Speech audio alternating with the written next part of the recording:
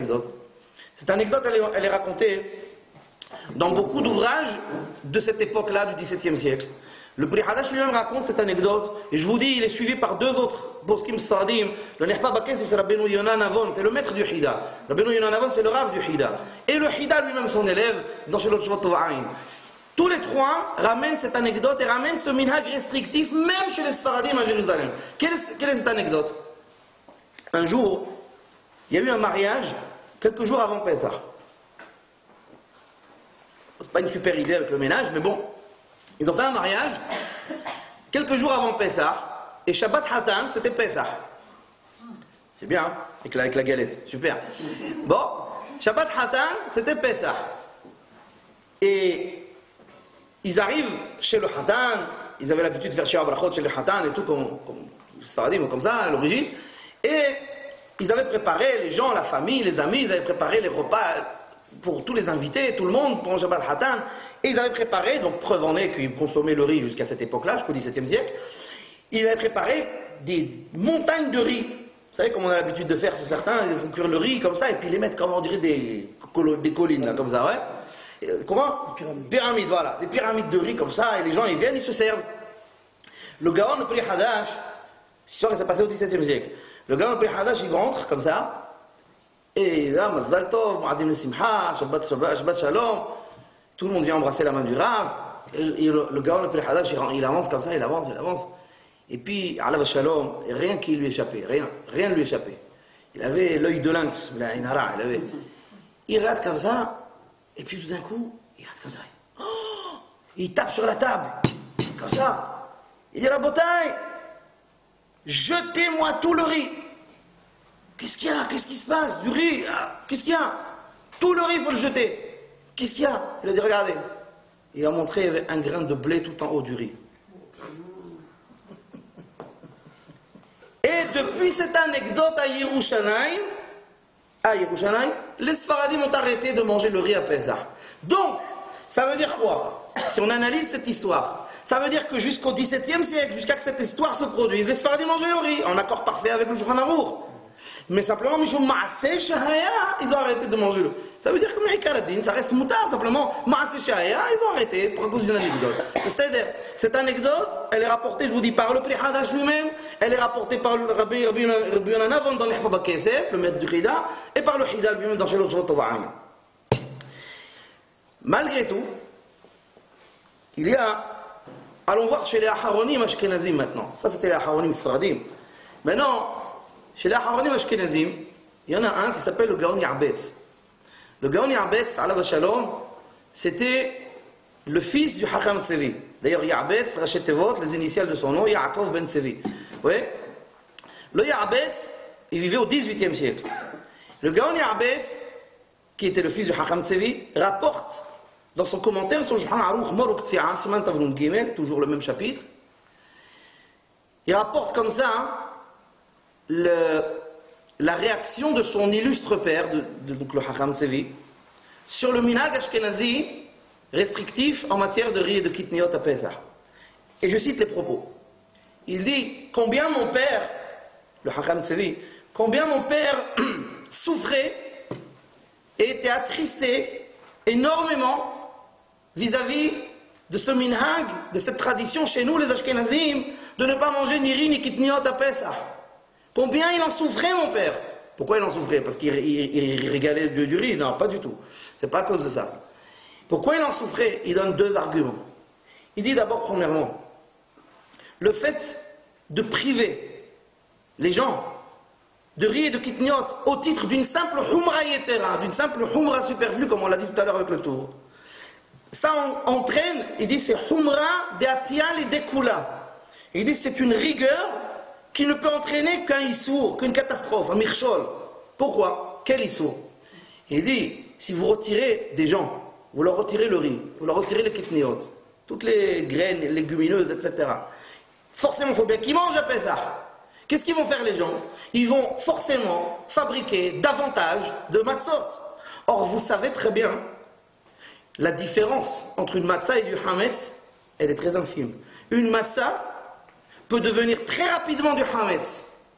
Une matzah qui a gonflé 18 minutes, c'est du hametz, elle vaut pas moins en matière de hametz que la baguette que vous achetez à votre boulangerie. La même. C'est du hametz d'oraït à hayav karet.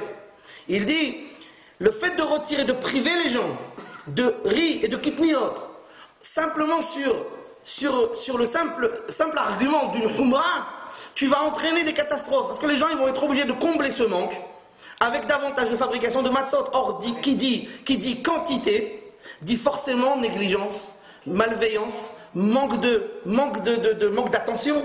Et les matzot peuvent très très facilement être du hametz. Et au lieu d'arranger les gens, tu les as fait faire des averot minatora de hivv karet. Je rappelle, entre parenthèses, quelqu'un qui mange du hametz à Pesach, il est hayav karet. Vous savez c'est quoi hayav karet? C'est la même peine qu'on a lorsqu'on mange à Yom Kippour ou lorsqu'un couple a des relations lorsque la femme est nida. C'est la même chose, c'est la même avera.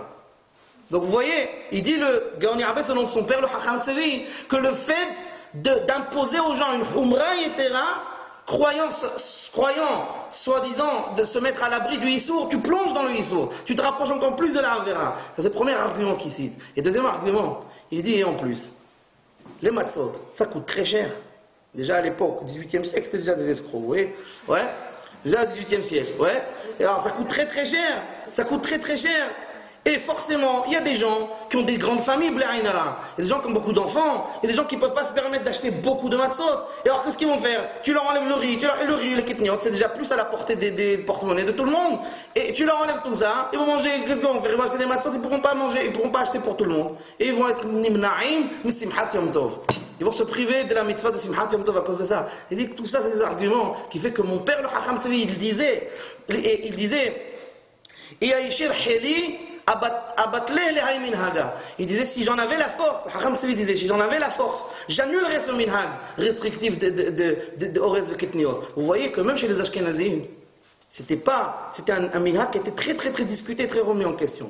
B'chol, comme j'ai dit tout à l'heure au début du shiur, le but de ce shiur, c'est pas de vous faire entendre qu'il faut manger du riz à partir de maintenant. C'est pas ça du tout mon intention. Pas du tout. Chacun est mahzik de minhago, chacun y garde son minhag, c'est pas un problème. Simplement, le but de ce shiur, c'est de vous montrer un petit peu d'où viennent les choses, pourquoi on les fait pas, etc. Simplement d'avoir de la clarté de la provenance des origines des choses. Il y a beaucoup de Sfaradim, comme je sais l'ensemble de vous tous, je crois, qui ne mangent pas le riz et qui ne mangent pas certaines kitniot, pas toutes les kitniot, mais certaines kitniot. Après, ça va dépendre, les kitniot, ça va dépendre d'une région à l'autre, d'un pays à l'autre. Mais par exemple, les juifs d'Algérie et du Maroc, je sais qu'ils ne consomment pas le riz.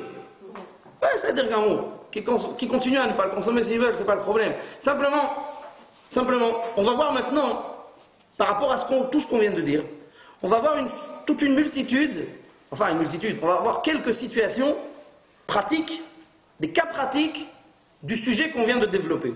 Et vous allez voir qu'il y a beaucoup de choses qui vont peut-être vous surprendre. Premier cas pratique. Peut-on abolir, est-ce que quelqu'un peut abolir son minhag personnel de ne pas consommer du riz et de kitniot à Pesach? Je ne vous pose pas la question, je vais y répondre moi-même. C'est la première situation qu'on va voir, c'est celle-ci. Ouais. Alors, premier cas, est-ce qu'un individu qui pendant 20, 30 ans, 40 ans, 50 ans n'a pas consommé volontairement, n'a pas consommé de riz ou autre kitniot pendant Pesach, et du jour au lendemain, enfin d'une année à l'autre, maintenant il veut arrêter ça, il veut en consommer dorénavant. Est-ce qu'il peut au moyen d'une hatarat nedarim? Hatarat nedarim, je rappelle, que c'est une annulation de vœux. Parce que vous savez très bien que quand quelqu'un fait ou ne fait pas de façon volontaire quelque chose, il se prive de quelque chose de façon volontaire, s'il s'en prive plus de 3 fois, volontairement, ce minhag c'est un neder, c'est un engagement. Pour se défaire de ce neder, il doit procéder à ce que l'on appelle hatarat nedarim. Hatarat nedarim, ça consiste tout simplement à se présenter devant 3 talmidei hachamim, et d'expliquer notre situation, que jusqu'à présent nous avions un engagement de telle et telle chose, et qu'à présent nous voulons nous en défaire, et que ces 3 talmidei hachamim, après avoir discuté avec vous, vont essayer de vous trouver donc une raison valable de regretter ce neder, et à ce moment-là, ils vont vous l'annuler avec une déclaration, etc. Maintenant, la question, c'est de savoir, est-ce que quelqu'un qui s'est volontairement privé de riz ou de kitniot pendant Pessah, pendant une bonne partie de sa vie, et que maintenant, dorénavant, il veut plus s'en priver, il veut maintenant en consommer à Pessah, est-ce que maintenant cette personne peut, au moyen de la Hatarat Nedarim, est-ce qu'il peut est-ce qu'il peut se l'autoriser? La réponse, elle est, ça dépend. Ah, c'est une bonne réponse. Ça dépend. En fait, ça dépend de quoi? Si c'est un Ashkenazi, il ne peut pas. Il ne peut pas s'en défaire. Même au moyen d'une Hatarat Nedarim. Pourquoi? Parce que rappelez-vous les propos du Rama, parce qu'il a dit le Rama, qui est l'avis, l'autorité exclusive des Ashkenazim dans la halakha, les Ashkenazim ont accepté sur eux les décisions halachiques du Rama pour eux et leur descendance. Le Rama a stipulé clairement dans Shulchan Aruch ve'en leshanot. Il ne faut pas modifier ce minhag. C'est-à-dire qu'un Ashkenazi, comme on dit en anglais, il peut rien faire. Il monte et descend, il peut rien faire. C'est fini. Il est condamné toute sa vie à ne pas manger du riz et des kitniot à Pessah. L'affaire elle est classée. Maintenant c'est pas un Ashkenazi. Autre variante de notre cas, le bonhomme c'est pas un Ashkenazi. C'est un Sfaradi chez l'âme. Un Sfaradi qui n'a pas mangé du riz et certaines kitniot. En tout cas le riz c'est sûr il n'a pas mangé. C'est un bon Marocain. Ouais, qui est barmenan, il n'a pas mangé le riz pendant Pessah toute sa vie entière. Maintenant, il veut, pour une raison X ou Y, il veut arrêter ça, il veut manger du riz. Maintenant, il veut faire Hatarat Nedarim. Madin. Ah, rappelez-vous, nous, à l'origine, c'est pas un minhag à nous. Que certains Sfaradim l'ont adopté, c'est une chose. Mais alors, dans ce cas-là, c'est à titre de Neder personnel. Mais c'est pas au niveau collectif de tous les Sfaradim du globe terrestre. Oui? Dans ce cas-là, c'est différent. Oui. Un Sfaradi, au moyen d'une Hatarat Nedarim, il peut, s'il le désire, abolir son minhag restrictif de consommer du riz à Pessah. S'il veut dorénavant en consommer, même si toute sa vie il n'en a pas consommé, bien entendu la condition sine qua non, c'est Hatarat Nedarim. Il ne fait pas Hatarat Nedarim, il est sourd, il n'a pas le droit, parce qu'il s'est engagé dans un neder. Mais maintenant s'il veut se défaire de ce neder, il peut au moyen d'une Hatarat Nedarim. Ainsi tranche plusieurs de nos poskim, dont notamment le Pri Hadash, notamment Rabbi Chaim Falaji, dans Shelot Tshuvot Lev Chaim, Siman Lamed Bet, dans également le Ben Ish Chai, Rabbi Yosef Chaim, dans Shelot Tshuvot Rav Pe'alim, Siman Tet, Or Chaim. Donc ça c'est clair qu'un Sfaradi, qui qu'il soit, marocain, algérien, peu importe, même s'il n'a jamais mangé de riz toute sa vie, si un jour, pour une raison X, Y ou Z, il veut abolir ce minhag, il veut dorénavant en consommer, il a le droit, à la condition sine qua non, de procéder à une Hatarat Nedarim s'il le désire d'abolir ce minhag. C'est pour un Sfaradi. Deuxième cas. Quel est le din maintenant si quelqu'un, pendant toute sa vie, aussi un Marocain ou aussi un Algérien, peu importe, pendant toute sa vie, il n'a pas consommé de riz de façon volontaire, donc le même cas à peu près, sauf qu'il y a un petit bémol. Il n'en a pas consommé, il s'en est privé volontairement, mais croyant que c'était réellement du hametz. C'est pas il s'en est privé sachant qu'en réalité c'était pas du hametz, mais lui il s'en est privé à titre personnel, de minhag personnel. Non, il s'en est privé par erreur, par pure ignorance. Il s'en est privé pensant, en étant même convaincu, que c'est le hametz, le riz, c'est le hametz que la Torah elle m'a interdit.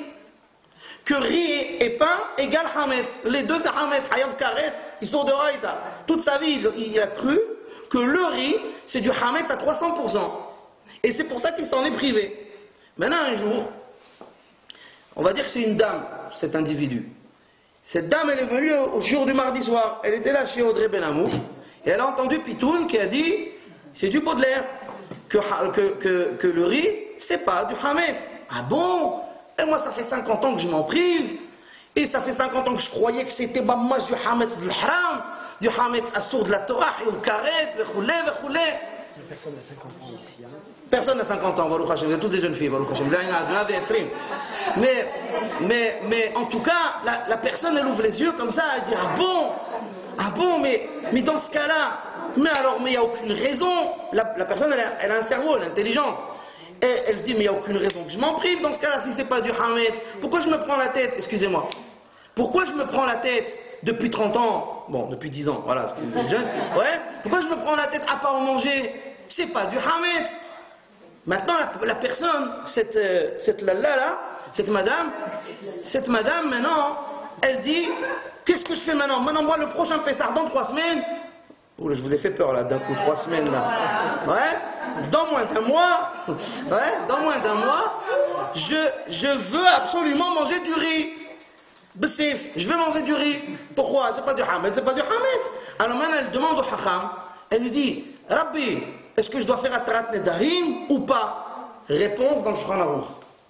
Réponse dans le Shulchan Aruch, noir sur blanc, pas dans Ilchot Pesach, dans Ilchot Nedarim. Dans le Shulchan Aruch Yoredea, c'est Man Reshut Dalet Saif Aleph, chapitre 214, Shulchan Aruch Yoredea, paragraphe 1. Le Shulchan Aruch dit clairement, noir sur blanc. Encore une fois, je rappelle que l'ivrit se lit de droite à gauche. Ouais? Noir sur blanc, parce qu'il y en a qui lisent de gauche à droite, c'est pour ça qu'ils comprennent rien à la fin. Mais bon, donc de droite à gauche, c'est marqué noir sur blanc que quelqu'un, Dvarim Amutarim, comme ça dit Moran, Dvarim Amutarim, Veyesh Sovrim, Shayu Asurim, En Ze Keilu Kibbelu Ma'alehem Beneder, Ven Sarich Hatara. Moran dit clairement, des choses totalement permises, mais envers lesquelles certaines personnes s'imposaient une restriction parce qu'elles croyaient qu'elles étaient interdites. Et du jour au lendemain, ces personnes-là apprennent que non, pas du tout, c'est permis. Est-ce que ces choses-là qui ont été observées chez ces gens-là pendant X années, est-ce qu'elles sont considérées comme un éder? Réponse du Shulchan Aruch catégorique, c'est pas un éder et il n'y a pas besoin d'Atarat Nedarim. Elles peuvent se les autoriser du jour au lendemain. Ça veut dire que si quelqu'un s'est privé de riz pendant Pessah, pendant X années, mais croyant que c'était réellement interdit par la Torah, que c'était réellement le hametz interdit par la Torah, et du jour au lendemain il se rend compte, mais pas du tout, le riz c'est pas du hametz, c'est tout au plus un minhag, observé par certains, mais pas par d'autres, mais en tout cas, c'est pas du hametz.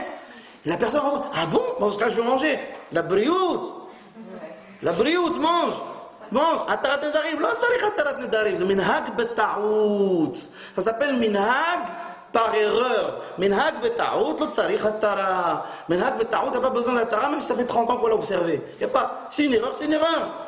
Si maintenant, par opposition, tout ceci par opposition à celui qui savait pertinemment la vérité, il savait que le riz c'est pas du hametz. Seulement lui, il se l'est interdit, parce que dans sa famille comme ça on fait, depuis sa grand-mère, son arrière-grand-mère, il savait que c'était pas interdit, mais lui, là c'est différent.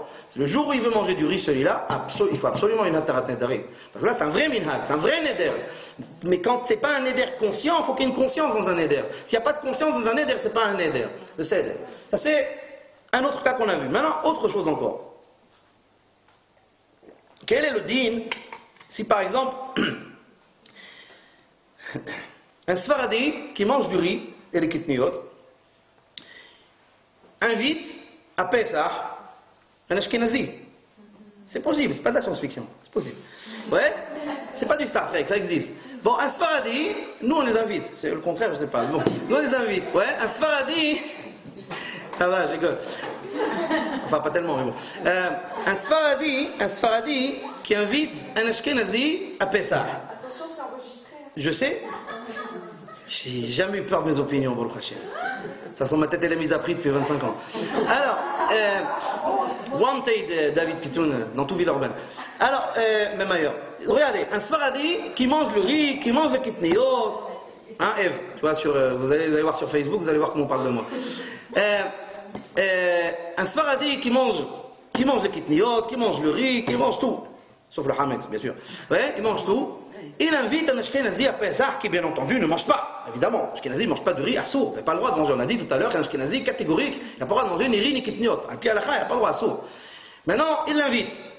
La question, bien entendu, ce n'est pas est-ce que moi, Sfaradi, j'ai le droit de, moi qui mange le riz, le droit de tiens, mange la brioute, bon, bourré minemeuse. Non, c'est pas ça la question. Vadaï que j'ai pas le droit de lui donner à manger. C'est une avera. Si je fais ça, je fais une avera. Parce que je lui donne à manger quelque chose qu'il n'a pas le droit de manger. C'est assourd. Donc la question, c'est pas ça. Évidemment que c'est pas ça. La question, elle est à un autre niveau. La question, c'est les kélim. C'est la vaisselle. Cette même vaisselle, ces marmites et ces casseroles, dans lesquelles la veille, par exemple, la veille, jour de Pessah, par exemple, juste le deuxième ou le troisième jour de Pessah, je l'ai invité. Eh bien, la veille, j'ai moi-même, pour moi-même, cuisiné dans cette casserole, cette marmite, j'ai cuisiné du riz. Maintenant, après, je l'ai lavé, etc. Je l'ai mis dans le placard. Et aujourd'hui, je reçois mon oréach qui s'appelle Tchaïkovski, je sais pas comment il s'appelle, ouais, et il s'assoit à ma table, et je lui dis, voilà, je sors, bien entendu, je ne sers pas de riz, des kitniot, rien du tout, je sors de la viande, batata, des poissons, etc., les salades, je sers, bravo, tiens, mange. Et maintenant, lui, il dit, je mange pas, qu'est-ce qu'il y a, c'est pas du riz, qu'est-ce qui t'arrive? Oui, c'est pas du riz, tu vois bien que c'est pas du riz. Non, mais les kelim, tu as cuit le riz dedans. Je dis, ah oui, qui le dit? Chez l'autre, tu vois, c'est la Emet. Rabbi Ishmael HaKohen Mimodena, al Shalom. Il répond dans Shelot Shvot Zera Emet, Helek Gimel. Il dit, il n'y a pas de Issour au niveau des Kélim. Ça veut dire un Ashkenazi qui est invité chez un Sfaradi et qui mange dans les Kélim, dans la vaisselle du Sfaradi, même si cette vaisselle a servi la veille à cuisiner du riz et des kitniyot, du moment qu'aujourd'hui il n'y a rien dedans, il peut manger dedans sans aucun problème. Pourquoi? Il dit parce qu'on ne peut pas être mahmir sur des Kélim concernant un minhag. N'oublions pas, ne perdons pas de vue que tout ceci n'est qu'un minhag. Donc qu'on soit restrictif sur le minhag lui-même, c'est une chose, mais on ne va pas aller jusqu'à être restrictif sur la vaisselle elle-même. Donc la réponse elle est claire, que l'Ashkenazi peut manger dans la vaisselle du Sfaradi, même si cette vaisselle a servi à cuire des kitniot ou du riz la veille. Un autre cas, quel est le din concernant une femme Ashkenazia Sha'ala begorala ou bemazala de se marier avec un Sfaradi. Il y a eu beaucoup de chance, beaucoup